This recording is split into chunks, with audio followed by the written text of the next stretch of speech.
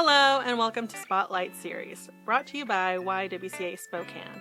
I'm Jasmine and I'm so excited to launch this special series where we'll be shining a light on the incredible organizations and individuals who are making a difference in our community. Whether you're tuning in from near or far, this series is all about connecting you to the heart of Spokane, its people, its work, and the stories that inspire us all. Each episode will dive into the impactful work happening right here in our community, learning from those who are leading change, supporting others, and creating a brighter future for everyone. We'll explore how we can all be part of the solution in building a more just and inclusive community. So get comfortable and get ready to meet some amazing people and learn about the incredible work happening right here in Spokane. Hello and welcome back to our Spotlight series. Today we have Kitara with us, so I will go ahead and allow her to introduce herself. My name is Kitara Johnson-Jones, and I am a community leader and advocate.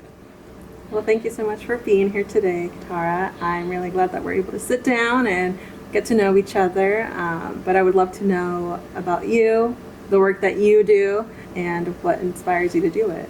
Well, there's a lot of things to do in Spokane, and Spokane being a place of care and compassion, if you have a big heart, there's always something that you can do. And I'm a firm believer in that you can't do everything, but we all can do something. So I used to go out and I would speak to high schools, middle schools, schoolers, and I would just give them inspiration because I grew up in the inner city and I was forced to join a gang and I made bad decisions, and then I would tell them how I made better decisions and how I became the professional that I was. And then a lot of youth could relate to that because we've all made mistakes. Many of us have at one point gone to a crowd that might not have been in the direction that we knew we should be going in. And sometimes some people get in those crowds and they can't get back out or don't think that they can. And so you need somebody to inspire you from that. And so that was the beginning. And then as I went to school and learned more about leadership, and the most important part of leadership is serving, but also transparency. So I've lived a life of transparent leadership through service, and my family goes with me to do this. And so if someone calls for help, I evaluate now because of self-care. You can give until you have nothing left, and that's not effective because it's not sustainable. And so I had to get some mentors in the community to tell me how to make better decisions. And recently I had a tragedy that my son died in March of this year, a day after his birthday. He had been clean and sober for about 90 days, and he was kicked out of one of the programs that he was in. And unfortunately, in a moment of weakness, a day after his birthday, he got a hold of a deadly dose of fentanyl. And they say it was so toxic he died instantly. And so it was a shock to me, and knowing just how hard he tried, and even in his struggles, he would volunteer, like he was served on the governor's Juvenile Justice Advisory Committee, and he would, because community was in his heart, just like families in the ethos of our city. Spokane is known as for Founding Father's Day. And so I was thinking, what am I going to do? I checked my old emails just in the morning, like what could have been different.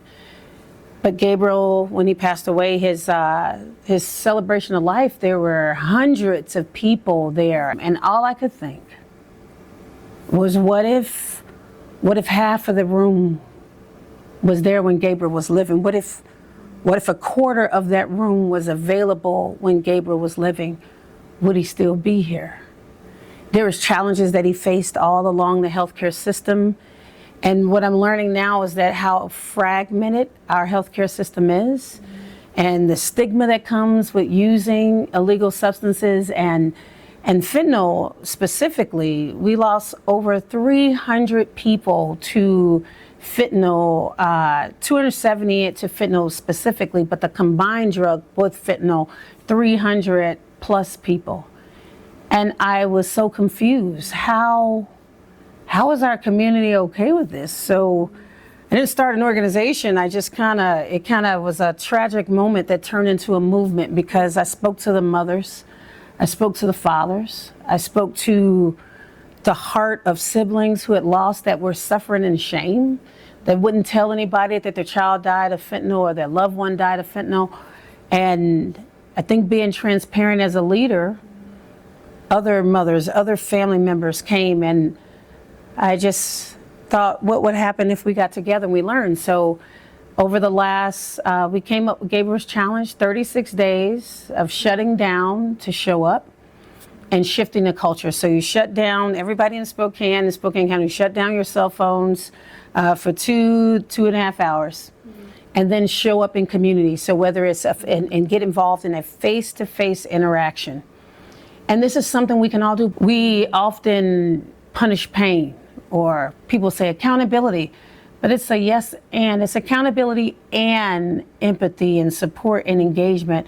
What do people need, and how do we take care of our community sick? And I did not expect the rally of our county and our city, then other cities across the country, where people were like, hey, how are you doing this? We want to do it too. How can we be supportive?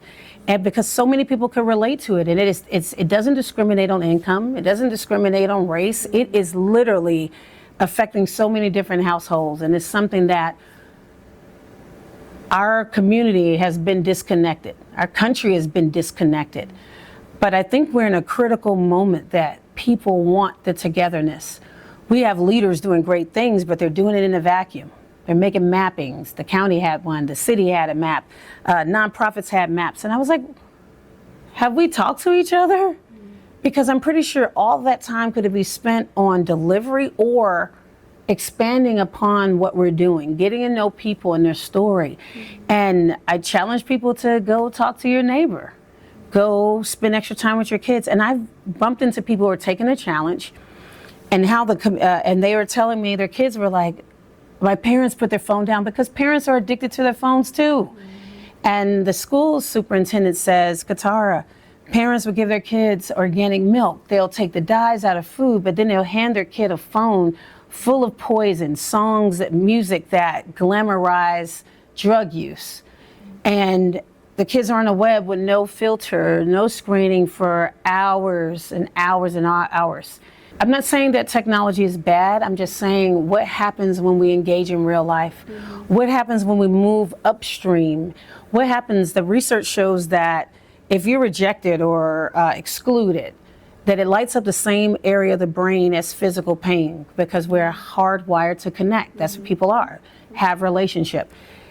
And research shows that it will even happen if it happens from a stranger. So I'm like, wow. When you think about racially, ethnically, when people are excluded, they're literally, the brain is highlighting pain. Same area as physical pain, which is probably why some people go to drugs, why people are hurt. People say, oh, this person's angry. No, the person is hurt. And usually the way we've learned to process feelings, it usually comes out with anger, and anger is a secondary emotion. So how does this connect? What if the people in our community are causing additional harm when we don't look at the one who's unhoused, when we don't even give the greeting of the day, when we say, oh, this is their fault, when we punish the pain that they're in, the sickness? Some will say, well, lock them up, put them in jail. Jail saves some lives. However, we also know institutions also break people and create more trauma. But what if purposeful presence could be part of a solution? Just acknowledging that a person exists. Hi, good morning. How are you? What's your story? So we started challenging people to do that, and people are learning the stories. It's humanizing those who we've dehumanized. Those people, the slander of you addict, you this, I mean, these labels that we put on each other that remove empathy and compassion. I believe at the end of Gabriel's challenge, we're going to hear some amazing stories of people who came together and what the power of relationships can do. And just sharing that there's companies that came and donated software. So if you text show up to a number, and you'll get videos that feed to your phone every day. So I was able to record videos to inspire people for 36 days, and they get those daily. I've invited other people in the community to make share something and then a challenge so we can stay motivated, because 36 days is a long time to do something. But it's showing up, and it's so simple, something everybody can do. And I think that's what made it so viral. And then we brought in education. I went to the mayor, said, hey, can you connect with me as a mom? Help me. I went to the city council president, like, can you host the meetings with the community to educate the community? And we've learned so much. The community is like, this is amazing. We've learned, we didn't even know. Some people were telling me they carry Narcan, but never thought about how to use it. And so they were like, I don't know what I even thought. If I needed to bring out the Narcan, I never thought about how long it would take to read the package before I administered it. So to some, it's like Flonase, you can use it. But to others, it's like being familiar with it. And no, that's not a long-term solution. However, I think we're getting to the place where it's kind of like knowing how to use CPR. And in the short term, it's bringing community from all different industries, and with budgets being cut, I think we're going to have to start co-locating services. And in my son's plan that I found in an email that he sent me last August, I was talking to a community member, and they said, Kitara, in order for a last will and testament to actually come into fruition, the person has to die. And I never thought about that with Gabriel, his plan that he sent me. It was so, I told him, I said, because he would always try to share this with me, and it was just so many pages, I was so overwhelmed. I said, can you just shorten this up? Give me just bullet points, something I could read through quickly. And so he did his best to put that together. He said, I gave up making it pretty. And it wasn't anything like super significant about his plan outside of creating something. What was different was the collaboration. It was called the Community Care Collaborative. And raising my son, I understand. So I was able to put those pieces together because he was my best friend. And I miss him so much. So I know how we would process and make things think. And if he was alive, I would have worked through that program, his plan. But I could see it, and I'm like, this would be the start of Gabriel's challenge. And it starts off almost like I could see how he saw me, because in his plan, he believed that I could lead it. In this marketing plan, he believed I could lead it. I'm a mama bear. You take my son, I'm coming against fentanyl with everything I got and then some. I shed light on it. I'm like, wait a minute. I ended up talking to the governor one day at a breakfast, and I said, hey, if fentanyl was a person, how will we be pursuing it? Our system isn't created for their long-term healthcare success. With Gabriel, he wrote a letter, and I put those letters that he wrote me on the website for Gabriel's Challenge. And what he said was, I needed a support network outside of my family. He knew where he had went wrong. He needed a community. He had a family. There's another mom that I met who is in near the Tri-Cities area. She lost her son. She was looking for help. She had to drive through Seattle. Nothing. She went to Oregon, went to California. Her son eventually died. She comes back, as a lot of mamas do, and try her best and bring the community together, and they raise money with the city, the county, law enforcement all came together, and they buy this old hospital. And now they're gutting it and redoing it so it's dignity in it, and everything you need is there. I didn't know, like if you're a teenager, there's no secure withdrawal management center for youth in the entire county. The entire county? The entire county. So if your child, a young person, needs help, they got illegal substances, they're needing help, we need a driver to drive from Spokane all the way to the west side of the state, and that's if they have a place available for you. We have one organization in the whole county that provides a designated crisis responder, which most people don't even know what that is.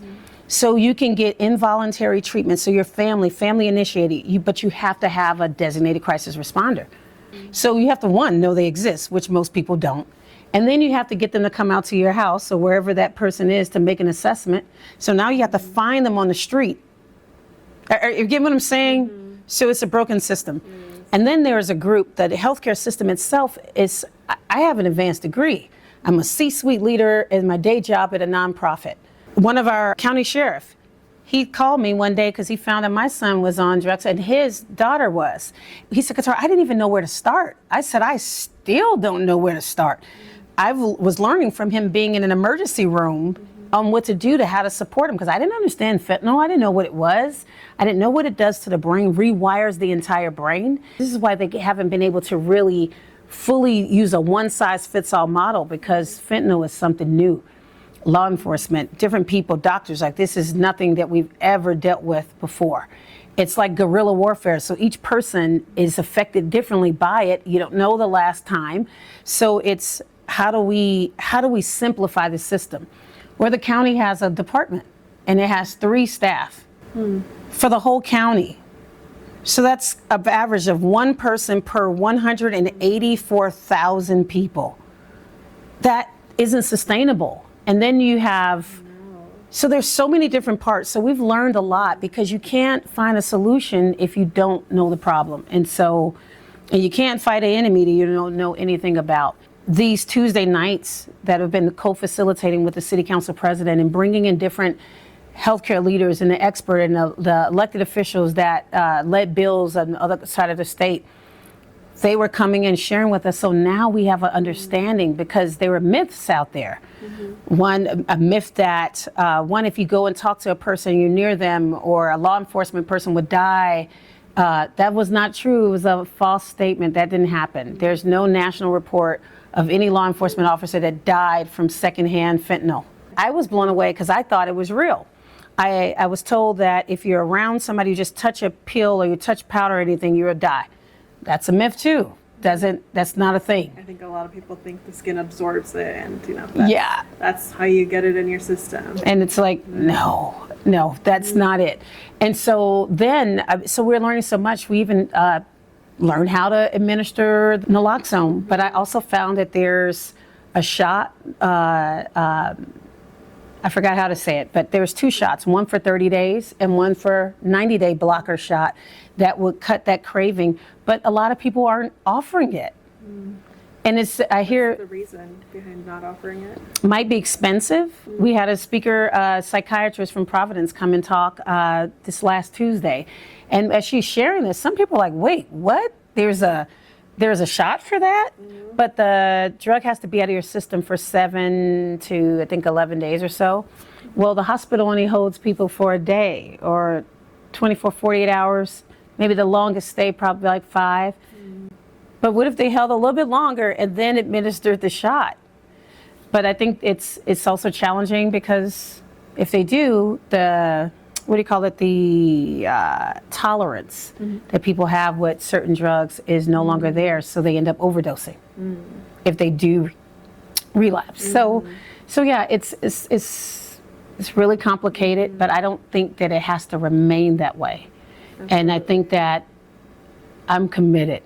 Actually, I know I'm committed to helping unravel this ball of yarn so that other people can live. I don't want any other mother, any other family to have to go through what I went through losing my son.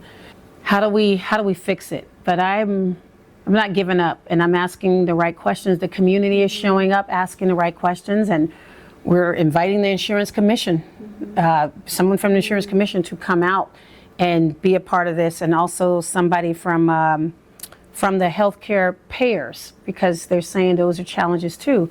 We have more and more young people who are struggling right now, and if we don't have a plan for our future, what are we doing? We have to be able to have a way to serve individuals, and that's why this is why we have to look at it from the lens of justice, not just what's right or what people should be doing, but what does justice look like for those who are struggling, they're sick, that need help, because it is a disease. And something my son told me, he said, Mom, this is something that I can manage, but I can't control it. And it really helped me understand. He said, Mom, it's a battle daily. And but he was trying, and he just kept apologizing. So it's a cycle of shame, and there's hope. I know it sounds grim, but I do see the hope, because our community is showing up. What can the faith-based community do? What can business owners do? Well, the city that might not have money, but guess what? Real estate agents have buildings. We've been disconnected. People say we're more divided than ever. And I heard a speaker say at an event last year, they said we're not more divided than we've ever been. We're more disconnected. And that's where I believe diversity is something that we've talked about a lot over the last 5 years. But I think we have to get to this place of inclusion. What does it look like to share space? Because we have a lot of cuts that are coming. The naloxone program is being shut off by the federal government. It is going to require community to come together, every sector of it, in order to provide a true response. We're not going to do it in isolation, or there's going to be great programs that get shut down and closed out. And I tell people, yes, you can start a nonprofit. And for some of us, maybe it's not dividing the resources. Maybe it's going into the systems that are, or maybe offering good work, but not, to the highest standard. How can you help transform that? And that way we're not diluting, having things all over the place. Not saying we can't have satellites. I miss a mom with a broken heart, with transparency to say that we can do better. And I believe that the community in our county and across the state, and even people across the country, was like, she's right. We can all do something. Can't do everything, but we can all do something. Community is absolutely the most important factor in anything and everything that we do, because we are disconnected. When you're able to find a community, it helps so much. You don't feel alone. There is one other individual at the very least that you can connect with, who can check in on you. Yeah. And who can build that relationship and bring purpose, right? And you're here, and you're here to be with that person. And that goes such a long way. I mean, it's so simple, but I think we've just also have learned this way to be so individualistic in the society, which is a big problem. And that has been the barrier, right? You don't ask for help, you go do it on your own. Right. And what does that bring? Problem. It brings stress. It brings shame, like you mentioned earlier. When no, it should dehumanizing. Be it should be separation. And we see that people in gangs, they call each other a family. Cousins, brothers, sisters. You see people who use drugs. It's a community that they can count on every day. They get to see them. Exactly. If I have a relationship with my son and the recovery program, residential, is in the valley or outside the county, you broke the family relationship too. So it's this coming together that needs to happen, because community is so powerful. People kill to be a part of a group. And it's just like, and when we saw people call cancel culture, it's the area of the brain that lights up as physical pain. I remember being in community and I said something that some groups didn't agree with, or I became friends with somebody that people didn't like, and they just all stopped talking to me at the same time. It was like everybody I knew died. And I was just like, all of the service, all of the love that I've given, and you cut me off because I disagree with you? And we've been able to rebuild community because we're going to be different. Our fingerprints aren't the same, but we're coming together in a common unity, common unity. Yeah. And you have your magazine. Yes. Unity. And that magazine came out of that same space, because I was like, if people were able to hear each other from the lens of solutions, because we often talk about the problem, but what if I created a space where people were we focused on solution, and we focused on being truly inclusive, not just the people saying, bring my group in. It's what does our Native community say about this? What do our elders say about this? What does, what do women have to say? What do youth have to say? And creating that community solutions magazine was amazing. And then, being able to get into the grocery stores and quite naturally pause for a second to process Gabe's loss and really focus on Gabriel's challenge. So it'll be coming out again after Father's Day. But where I'm at is that magazine people told me, they said, I wouldn't even listen to the person that you have in here but since we were in the same magazine, I read what they had to say. And so we have to create the environment for true shared space to happen, true inclusion to happen. On Tuesdays, I start with be judgment free. So do we agree to be solutions focused? Agree to have no conflict with civility, to respect the cultural lens because words are not universal. Grill can be front of pickup truck, something you cook on, interrogation of 21 questions, the orthodontic jury, we could keep going, on grill. And if that one word, that simple, can have that many meanings, imagine what happens when we come together and we have different nuances of language. And we get caught up on semantics of what somebody said instead of truly listening to see with intent. So what are they trying to say? Because we know that a lot of people were not, until recently when we start talking about social justice, we start talking about the experience of it. Everybody didn't have that in their knowledge base because people were in their own communities. You go in cities like Chicago, you have really a segregation when it comes, you start looking at where people live and zip codes. So imagine we have to create an environment where it is modeled how to share space. And so I feel like the Community Solutions Magazine created that space, for true inclusion. Even people I disagree with, long as it was focused on a solution and it was truly centered on community. We look at it and think about, do we publish this? And sometimes you read it's like, whoa, we're saying the same thing. We all want quality education for ourselves and our families. We want good jobs, not just a job, but a living wage to live. We all want a safe community that we can walk down the street and not be worried about crime or being attacked. We all want those things, and we all want a healthcare system that we can utilize when we are sick and have opportunities to stay well. Those things we can agree on. Now the approach may be different for some people, but it's not going to happen. Effective leadership requires proximity, and we don't have that proximity here yet. And that's what Gabriel's Challenge is also doing. And it's something that I've lived and breathed, and I think that's why the community respects me in that regard, because it's nothing new that I came up with. And it's been hard. I go into places where I'm considered the other, or I go into places where people are so far away from my personal beliefs and values, or sometimes we're close on some things, but far off on others.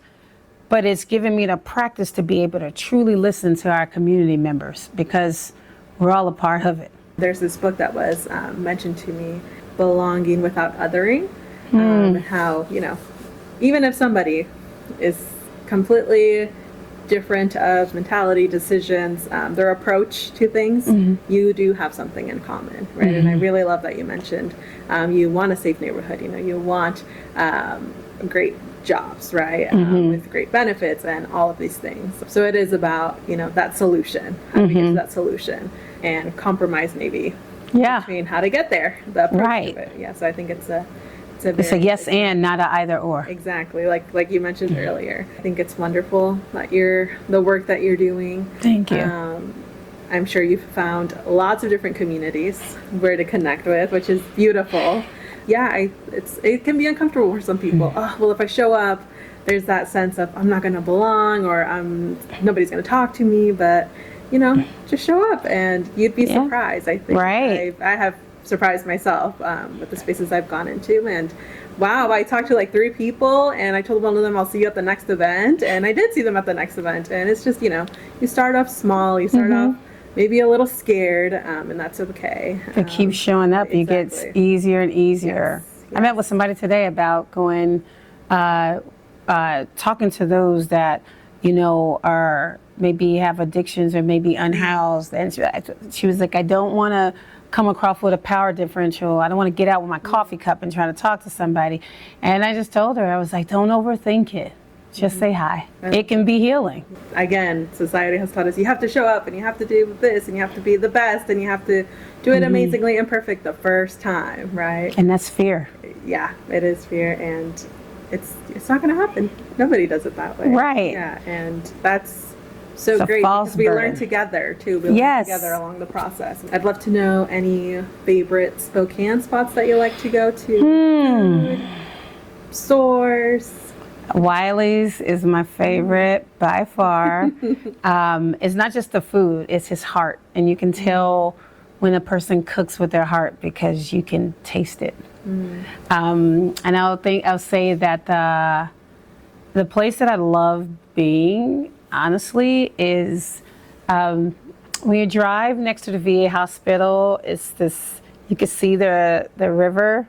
And Bowling Picture is like a place I get to go when it's nice and just see nature, and you realize that the things that you're dealing with are quite small in the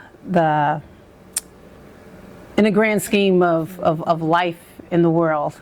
So it just makes you remember, like, hey, this is just a moment, it's just a situation, and it's not a point in your life, not a life sentence, so to speak, in whatever you're dealing with. So Yeah, I always think about Horton Hears a Who. You're just a little speck, you know. Yeah.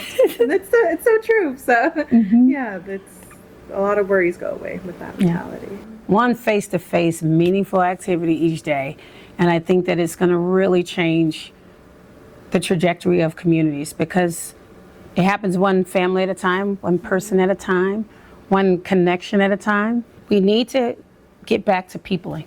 We need to get back to peopling. You do. Yeah. Do you have any tips? I know we talked about, you show up to an event and, go. But what have been your favorite places to find community in that? For me, I just go, this is what I do. Okay.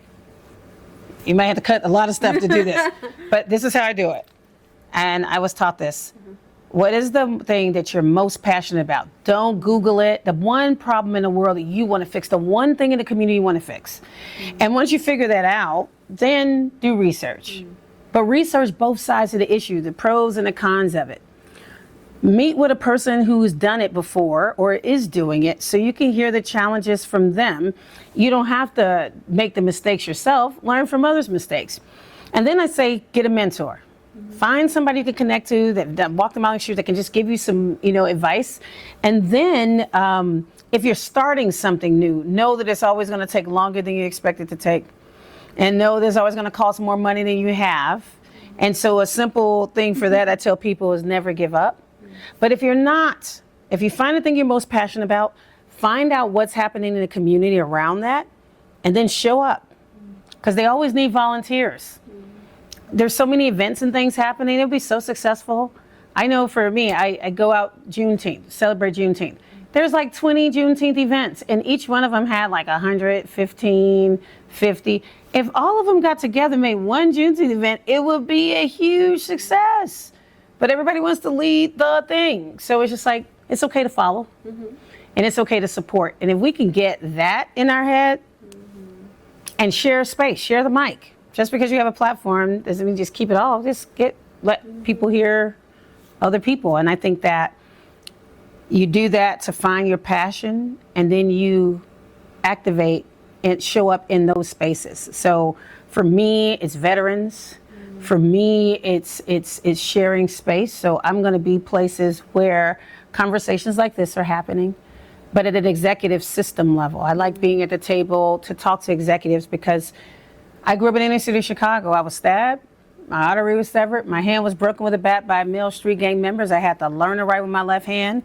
Out of 620 freshmen, only 114 graduated. I never expected to get a master's degree, let alone graduate from high school. So you can imagine, I work in a healthcare organization. The C-suite leaders don't share my story. I have been in the homeless veterans program, healthcare for homeless vets. They help me get housing, so I understand what that feels like. So I'm able to share in different places what that feels like. And so that's how I show up. And for others, show up the same way. And sometimes people are not people. Show up at home. Share somebody's, like your podcast, share your podcast. So that somebody hears a story that inspired you. Share a positive word. And my daughter made it so simple. We went out to the tribe, Native Project, brought a youth leadership program. And it's like hundreds of Native youth, all different ages up to age 19. And we're in this camp, and they took Gabriel's challenge too to create youth-focused training, because I don't like when corporate organizations make training against fentanyl. Let kids, youth themselves, including those with lived experience, pay them to teach it, give them the facts, and let them design it themselves, and let them use their language, because the language is different. When my daughter first said, "Oh, she ate," I was like, "What?" What did she eat? Right. And I didn't what she said. I was at the drive-thru, and the lady said, "Oh, your nails, the lady left no crumbs." I was like, "Crumbs where?" I didn't say it. I was like, "Oh, thank you." I didn't know what she was talking about. I get home, I said, "She said you left no crumbs." I was like, the lady wasn't eating when she was doing my nails. And my daughter was just like, "Oh, they're just laughing at me." So this is why it's important that they have their own language. Let them do it in a way that works for them. So we need to communicate with comprehension in mind, not the perfection that, so we have to have we got whole marketing teams, because a lot of people in the next generation kind of reject corporate, corporate run things. And I think that's why Gabriel's challenge has got picked up the way it has, is because they know I just lost my son. They know I'm not trying to, they're like, "Well, where's this? Where's this?" I was like, I haven't built it, because I wasn't preparing on my son dying, or I didn't know this moment would turn into a movement across our state. The Washington State Supreme Court Minority and Justice Commission, they had allowed me to share. And I shared what judges could do and what attorneys can do, share what nonprofits can do. I went to the school district, and the school superintendent is like, "I can see Gabriel's challenge in the schools," and students having cons. They watch this video, but then they plan what they're going to do once they shut down their devices. Because I didn't say this earlier. When the superintendent and their team pulled cell phones out of the schools, grades went up for all students, activities, after school activities, sports. They have some 3 C teams. These are people who probably never played sports before, but they're just now getting involved. Multiple schools have multiple C teams. So something happened. They took the phones away, and people engaged in real life, in student government. And so when he said that, that's healthy, that's upstream. So if we do prevention, we don't have to post-respond. Exactly. So, yeah. Yeah. So, yeah. Yeah. I love that. I love it when we connect with one another. It goes such a long way. And I love that students, were able to do that as well. It's such it's not even a problem. It's just such a great thing to have so many students want to be involved in sports, that there's so many C teams.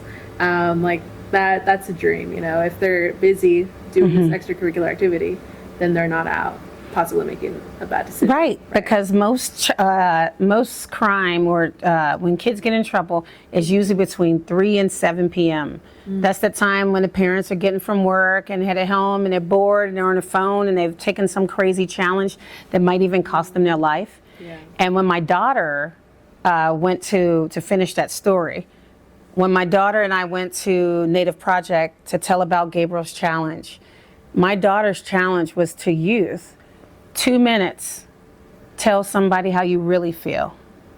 2 minutes a day, put your phone down and talk to a person face to face. But the most important one that really moved me was when she said, "I walked up and there were a couple of people that were by themselves." How many people have ever been by yourself and nobody came up to you? And just to see the hands be raised in her to say, well, Gabriel's challenge, go to that person and get connected, get involved, just talk to him, because it can make the world a difference for that person. And it could be the difference between giving up hope for life and life and death, literally. Because isolation, there's so many people are in pain. And what did the Surgeon General said, that loneliness is the new epidemic. And people they have a loneliness test. And I took it when I was at work, and it said I was lonely. And I was like, what? Well, I wasn't having meaningful interactions, not just meetings. You could be surrounded by a lot of people, but if you don't have the deeper connection than just transactional, you're not really connecting. It's not meeting it's not meeting the social emotional component of your life, that part of wellness that every person needs. Yeah. Yeah, I think we need to step away from that transactional lens. What are you going to give me, and what am I going to give to you? Right. Versus, let's just talk about anything. And it's such a different perspective to approach a conversation and have nothing that you want in return, right? You're just like, hey, just wanted to check in. Right. How's that? How was your weekend? And what did you do? And I think this week, I've had a lot of different people ask me, what was your weekend like? And I don't know, maybe it's because the environment or the mentality I've built for myself. But I was like, oh, well, I did this and I did that. I was with my dogs, and oh my gosh, my dog did this funny thing, and you want to see a picture or a video of it? And it's that little, what would you call it? That little branch from the conversation, right? The unexpectedness, where you probably expect me to share, oh, it was good. Right. Food. The yes or no short answer. And I think leaders and families can practice open-ended questions because we can hear where our children are. We can hear but we've gotten so busy. I was too busy. It's a song that Gabe would listen to on the way to the methadone clinic. After he died, I listened to the words. I would have known what he was feeling in his head had I slowed down. I wanted my song to come next. Even though we were joking around, he was playing a song, he was speaking. And I think our kids, a lot of young people, it's like the text is easy, but talking to people creates anxiety. But if we get used to one open-ended question a day to one person and really engage in a conversation, it's how you do it. It could be about their phone. Hey, I like your phone case. What made you want to get that phone case? Right. Something. Yeah. Where did where did you get it? Why did you choose? Why did you choose that place? Yeah. What happened today? Oh, yeah. What happened today in second period? Tell me about your teacher and what they taught today. Because use their lingo. Who ate today? Yeah, who ate today? Oh, there you go. Who ate today? Right, exactly. Yeah. How did you leave no crumbs today? Exactly. It's we have to communicate for comprehension. I think we start every day. And the more we do, the more practice we get. Exactly. And I think we all have the same goal, that we strive to do it a little better each time, whatever that may look like for each of us. But even if we don't progress in that better bar, that's not, what we're measuring it by. We're measuring it by the time and the effort that we're putting in. And that's all that matters. Again, thank you so much, Kitara, for being here. Thank you for sharing everything that you did. And any links that you'd like to share, we'll have them down below. Okay. Yeah, Gabriel's challenge information definitely is something that we should all be involved in. Yeah. I will see you all at our next spotlight.